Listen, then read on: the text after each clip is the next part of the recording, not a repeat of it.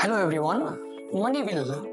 कुछ दिनों पहले आपने काफी आर्टिकल्स में देखा होगा कि मनी बिल के बारे में समझने की कोशिश करते हैं कि ये जो bills in the parliament, Bharat के संसद में अलग अलग तरीके का जो बिल प्रेजेंट किया जाता है, क्या है वो बिल यानी कि प्रपोजल फॉर लेजिस्लेशन करने के लिए एक तरीके का ये प्रपोजल है लॉ बनाने के लिए।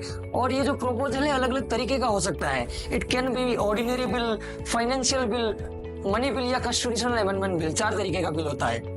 फाइनेंशियल बिल यानी कि वो जो पैसों के बारे में बात कर रहे हैं। Bill that deal with the financial legislation is known as financial bill that deal with other than the financial related matter। पैसों के अलावा जो भी मैटर है उसको हम कहते हैं ऑर्डिनरी बिल। अभी ये फाइनेंशियल बिल के अंदर में ही एक बिल आता है जिसको हम कहते हैं money bill. Is also a financial bill, but इसका डेफिनेशन कहाँ लिखा गया है? भारत के संविधान के अंदर में ही आर्टिकल 110 के अंदर में लिखा गया है इसका definition, which is known as the money bill. And चौथा जो बिल है that is the constitutional amendment bill.